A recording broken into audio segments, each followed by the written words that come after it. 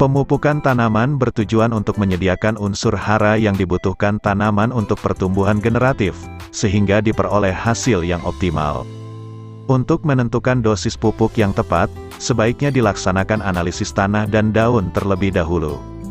Pengertian pupuk: pupuk anorganik merupakan pupuk buatan pabrik, berbahan dasar dari mineral dan udara.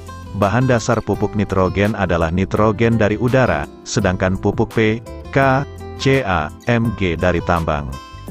Pupuk organik adalah pupuk yang tersusun dari materi makhluk hidup, seperti pelapukan sisa-sisa tanaman, hewan, dan manusia.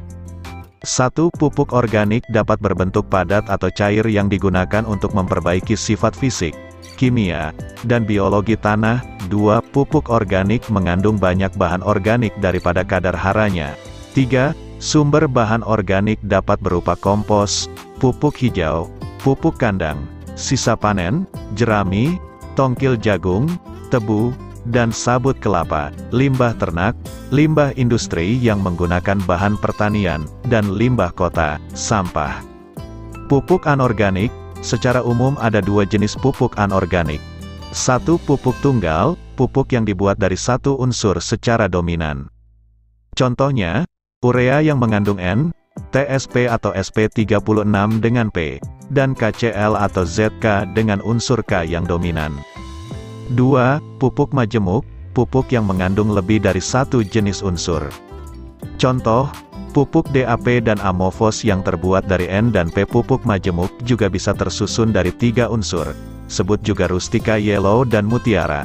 Kedua pupuk itu dilengkapi dengan kandungan N, P, dan K. Produsen pupuk biasanya juga menambahkan unsur-unsur mikro seperti Fe, B, Mo, Mn, dan Cu. Metode pemupukan: 1. Pemupukan dilakukan dengan sistem tebar dan sistem benam. Pocket: pada sistem tebar, pupuk ditebarkan di piringan pada jarak 0,5 meter hingga pinggir piringan pada tanaman muda, dan pada jarak 1-2,4 meter pada tanaman dewasa. 2. Pada sistem pocket, pupuk diberikan pada 4-6 lubang pada piringan di sekeliling pohon. 3. Kemudian lubang ditutup kembali. Sistem pocket disarankan pada areal rendahan, areal piringan ataupun pada tanah pasiran yang mudah tercuci. Pupuk ini sebaiknya diaplikasikan dengan sistem pocket. Pemberian pupuk pada tanaman menghasilkan TM harus dilaksanakan dengan cara sebagai berikut. 1. Pupuk N ditaburkan secara merata pada piringan mulai jarak 50 cm sampai di pinggir luar piringan. 2. Pupuk P, K, dan Mg ditabur secara merata 1,5 meter hingga jarak 3,0 meter dari pangkal pokok. Pupuk B ditaburkan secara merata pada jarak 30-50 cm dari tanaman pokok. 3. Pemberian pupuk pada kelapa sawit diatur 2 kali dalam setahun. 4. Pemberian pupuk yang pertama dilakukan pada akhir musim hujan yaitu bulan Maret sampai April. 5. Pemberian pupuk kedua dilakukan pada awal musim hujan yaitu bulan September sampai Oktober. Persiapan pemupukan: 1.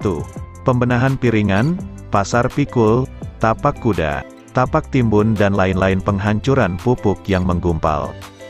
2. Takaran pupuk dibuat per jenis dan dosis pupuk. 3.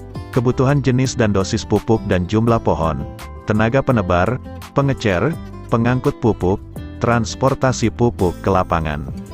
Pemupukan tanaman belum menghasilkan. 1.